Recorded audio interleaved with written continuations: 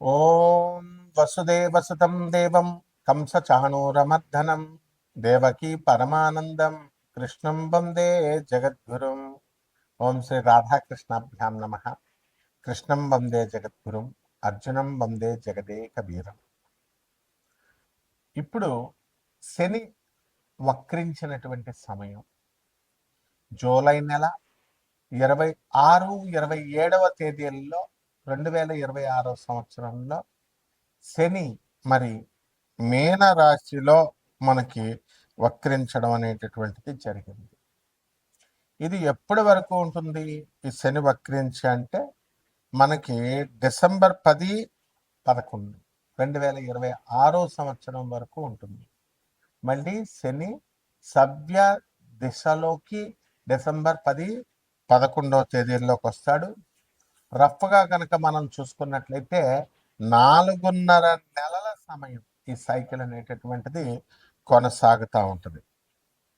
దీన్ని ఎక్కడికి మళ్ళీ సవ్యదశలోకి వస్తుందంటే మళ్ళీ డీప్ వాటర్స్ అయినటువంటి మీనరాశిలోకే మనకి ఈ వక్రించడం జరుగుతుంది. స్పెసిఫిక్గా మనకి ట్రాన్సిట్ ఎక్కడికంటే త్రూ రేవతి నక్షత్రం ఉత్తరాభాద్ర నక్షత్రం నుంచి మనకి ట్రాన్సిట్ అనేటటువంటిది జరుగుతుంది. మరి దీని వలన మనకి కొన్ని రాశుల వారికి మేలు జరుగుతూ ఉంటుంది, కొన్ని రాశుల వారికి మధ్యస్థంగా ఉంటుంది, అలాగే కొన్ని రాశుల వారికి మరి యాడ్వర్స్ రిజల్ట్స్, బ్యాడ్ రిజల్ట్స్ ఇస్తూ ఉంటుంది. కాబట్టి దీనికి మనం ఏం చేయాలండి అని అంటే మనకి ఆగస్ట్ నెలలో మనం 12వ తేదీన మనకి ఒకటి జరుగుతుందండి. ఆగస్టు 12న మనకి టోటల్ సోలార్ ఎక్లిప్స్ అంటే సంపూర్ణ సూర్యగ్రహణం ఏర్పడబోతోంది. అసలు మనం ఆగస్టు 12న 2026 సంవత్సరంలో ఒక వెరీ రేర్గా జరిగేటటువంటి 6 గ్రహాల అలైన్మెంట్ అనేటటువంటిది, 6 ప్లానెట్ అలైన్మెంట్ అనేటటువంటిది జరుగుతుంది. ఏమిటి ఆ గ్రహాలు అంటే బుధుడు, కుజుడు, గురుడు, శని. ఈ గ్రహాలు 4 అయితే యురానస్ అండ్ నెప్ట్యూన్ అంటే రాహుకేతువులు దగ్గరగా ఉంటాయి. వీటి పోలికలు ఇవన్నీ కూడా they will stretch across the predawn sky. మొత్తం అంతా కూడా ఒకే ఆర్చ్ లాగా వస్తుందన్నమాట.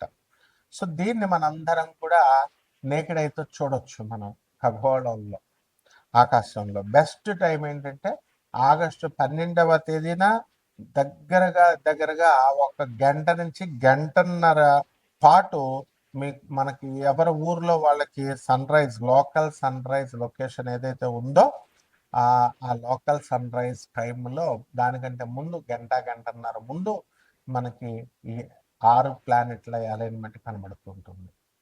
అలాగే ఈ యొక్క మనకి ఈ ఆకాశంలో ఈ స్ట్రెచ్ అయినటువంటి ఈ ఆర్క్ ఏమవుతుందంటే morning eastern and north eastern హారిజన్లో ఇది ఏర్పడుతుంది. అలాగే ఈ యొక్క ప్లానెట్ విజిబిలిటీ అనేటటువంటిది అంటే అందరూ చూడొచ్చా అండి దీన్ని అంటే బుధుడు, గురుడు, శని, కుజుడు ఇవి చాలా బ్రైట్గా కనబడతాయి. అండ్ మామూలు కళ్ళతో ఏ విధమైనటువంటి ఎక్విప్మెంట్, ఏ పరికరాలు అవసరం లేకుండా క్లియర్ స్కైస్, ఆకాశాలు కనుక కరెక్ట్గా ఉన్నట్లయితే దాంట్లో మనం చూడొచ్చు. అలాగే ఎయిడెడ్ ఐ ప్లానెట్స్ ఏదో ఒకటి మనం సహాయం తీసుకొని చూడాలి. యురానస్ని, నెప్ట్యూన్ని మనం ఏం చేస్తామంటే పెయింట్గా ఉంటాయి కొంచెం అవి, అందువల్ల బైనాకులర్స్ కానీ అంటే అంత కళావంతంగా ఉండవు అనమాట. బైనాకులర్స్ కానీ లేదా బ్యాక్ యార్డ్ టెలిస్కోప్ని మనం పెట్టుకొని మనం వాటిని స్పాట్ చేయొచ్చు అనమాట. అయితే ఈ రకంగా ఉన్నటువంటి ఈ యొక్క ప్లానెట్స్ అన్నీ కూడా ఆగస్టు 1 నుంచి 17వ తేదీ వరకు కూడా మనకి ఈ రవి ఏం చేస్తాడంటే కర్కాటక రాశిలో ఉంటాడనమాట. అలాగే ఆగస్టు 17 నుంచి సింహ రాశిలోకి ఈ యొక్క రవి గ్రహం వెళ్ళడం అనేటటువంటిది, ట్రాన్సిట్ చేయడం అనేటటువంటిది జరుగుతుంది. దాని వలన మనకి మేజర్ ఇంపాక్ట్స్ ఏముంటాయండి ఈ శని వక్రించడం వలన అంటే 7.5 జరుగుతుంది కదా ఏలినాటి శని కొన్ని ప్లానెట్స్కి. ఆ 7.5 ఫేజ్ జరుగుతున్నటువంటి వాళ్ళకి ఎవరికి కుంభరాశి, మీనరాశి, తర్వాత మనకి మేషరాశికి జరుగుతుంది. సో వాళ్ళ యొక్క కార్మిక్ ఏవైతే ఉన్నాయో రివరెన్స్, అవన్నీ కూడా కార్మిక్ ఎఫెక్ట్స్ అన్నిటిని కూడా మనము ఇంటెన్సిఫై చేస్తుంది. ఆ తర్వాత మనకి రెస్పాన్సిబిలిటీస్ అని కూడా మనకి బాధ్యతల్ని పెంచుతుంది. కార్మిక రివ్యూస్ని తర్వాత వీటి యొక్క బాధ్యతల్ని కుంభరాశి వారికి, మీనరాశి వారికి, తర్వాత మేషరాశి వారికి జరుగుతుంది. తర్వాత దయా ఫేజ్ అనేటటువంటిది జరుగుతుంది. అదేమిటంటే సింహరాశిలో అండ్ ధనుస్సు రాశి వాళ్ళకి వీళ్ళ యొక్క ఎవరికైతే జరుగుతుందో వాళ్ళందరూ కూడా శనీస్ వాళ్ళ దశలు జరుగుతున్నాయో సో ఈ యొక్క స్క్రూటినీ జరుగుతుంది, శని స్క్రూటినీ. దానివల్ల ఎక్స్ట్రా కాషన్ ఫైనాన్సెస్లో కానీ ధన విషయాల్లో, తర్వాత వర్క్ ప్లేస్ చోట స్ట్రెస్, ఇలాంటి విషయాల మీద ఎఫెక్ట్ అనేటటువంటిది పడుతుంది వీటి వల్ల. అలాగే బెనిఫిట్ అయ్యేటటువంటి రాశులు ఏమైనా ఉన్నాయి అంటే మనకి మేషరాశి, వృషభ రాశి, సింహరాశి, తులారాశి, మేనరాశి వారికి అందరికీ కూడా బ్రహ్మాండమైనటువంటి లాభాలు జరుగుతాయి. అలాగే మనకి ప్లానెటరీ ట్రాన్సిట్స్ జరుగుతున్నాయి. అది ఎవరికైతే దీనివల్ల గజకేసరి, గజలక్ష్మి యోగాలు, అలాగే బుధాదిత్య యోగాలు, ఇలాంటి యోగాలు ఎవరికైతే ఉన్నాయో వాళ్ళందరికీ కూడా ఈ యొక్క అన్లాక్ చేసి మొత్తము పాజిటివ్ షిఫ్ట్స్ వచ్చేలాగా వీళ్ళకి చేయడం జరుగుతుంది. ఈ రాశి వాళ్ళందరికీ కూడా ఎవరికైతే బుధాదిత్య యోగాలు, గజకేసరి యోగాలు వచ్చినాయో ఇంకా ఎక్కువ పెంచడం అనేటటువంటిది జరుగుతుంది. కాబట్టి మనము ఈ శని, ఏలినాటి శని అని అనగానే మొత్తం అందరూ కూడా భయపడతా ఉంటారు. అలాగే శని వక్రించినప్పుడు భయపడతా ఉంటారు. కానీ కొన్ని రాశుల వారికి ఏలినాటి శని సమయాల్లో కూడా మనకి ఈ యొక్క శని వక్రించిన సమయాల్లో కూడా మనకి మంచి జరుగుతూ ఉంటుంది. ఇప్పుడు ఈ యొక్క మైనస్ ఇంటూ మైనస్ ప్లస్ అవుతుంది ఫార్ములా. అందువలన ఎవరికైతే ఈ యొక్క శని మనకి బాగుండలేదో అటువంటి వాళ్ళకి శని వక్రించినప్పుడు, క్రూర గ్రహాలకి ఆ వక్రించినప్పుడు శుభ ఫలితాలు ఇస్తాయి. మైనస్ ఇంటూ మైనస్, అసలే శని ఏలినాటి శని జరుగుతుంది అనుకోండి, ఆ ఏలినాటి శని సమయంలో మళ్ళీ ఈ యొక్క వక్రించడం మైనస్ ఇంటూ మైనస్ ఏమవుతుంది, ప్లస్ అవుతుంది. అందువలనే మనకి కొన్ని రాశుల వారికి కొన్ని సందర్భాలలో మనకి ఏలినాటి శని కాదు, అర్ధాష్టమ శని. మనకి ఈ యొక్క వృశ్చిక రాశి వారికి అర్ధాష్టమ శని జరుగుతుంది. అలాగే సింహరాశి వారికి అష్టమ శని జరుగుతుంది. సో ఈ రాశుల వారికి అందరికీ కూడా మనకి minus into minus formula apply అయ్యి కొంచెం శుభాలు జరుగుతాయి. కాబట్టి ఇవన్నీ కూడా గోచార రీత్యా మనం చెబుతున్నాము. కోట్ల మంది కామన్ ప్లాట్ఫామ్ మీద మీ వ్యక్తిగత జాతకాలలో మీకు ఎవరికైతే ఈ సాఫ్ట్వేర్ ఉద్యోగాలు చేస్తున్నటువంటి వాళ్ళకు ఉద్యోగాలు పోయినాయో లే ఆఫ్ల వల్ల, అటువంటి వాళ్ళకి అందరికీ మళ్ళీ ఉద్యోగాలు తిరిగి వస్తాయా రావా, వివాహాలు అవుతాయా అవవా, చాలా సంవత్సరాల నుంచి ఫైనాన్సెస్, ఇన్వెస్ట్మెంట్స్ మనం పెట్టుబడి పెట్టి ఉంచాము, అప్పులు ఇచ్చున్నాము, ఆ అప్పులన్నీ కూడా వస్తాయా రావా, ఇవన్నీ కూడా వ్యక్తిగత జాతకాలను బట్టే చెప్పాలి.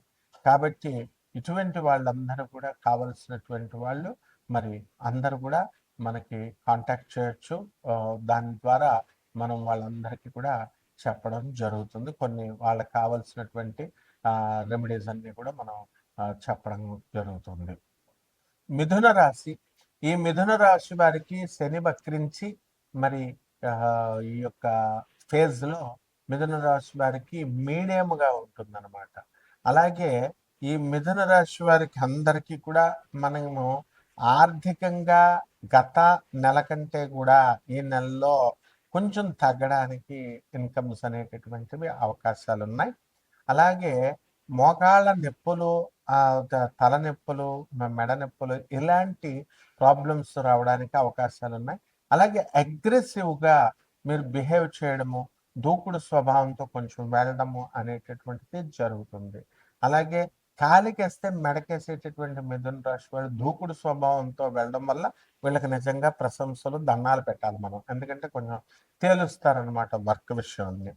అదేవిధంగా ఈ యొక్క ఎక్స్‌పోర్ట్స్, ఇంపోర్ట్స్ బిజినెస్‌లు అనేటటువంటివి బ్రహ్మాండంగా వీళ్ళు చేయడం అనేటటువంటివి జరుగుతాయి.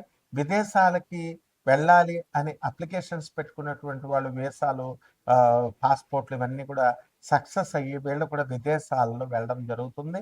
అక్కడ విదేశాలలో ఆల్రెడీ వర్క్ చేస్తున్నటువంటి వాళ్ళందరికీ కూడా ప్రమోషన్స్ రావడానికి అవకాశాలున్నాయి. అదేవిధంగా ఎక్కడ అసలు ప్రమోషన్ సంగతి దేవుడెరిగిండు గురువుగారు.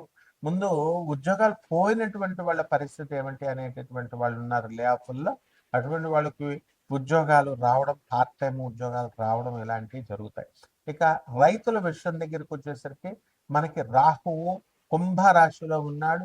అందువలన చక్కగా రైతులు బ్రహ్మాండమైనటువంటి సంపాదన సంపాదిస్తారు. కమర్షియల్ క్రాప్స్ అన్నీ కూడా వీళ్ళు తీసుకోవడము, బ్రహ్మాండంగా చేయడం అనేటటువంటిది జరుగుతుంది.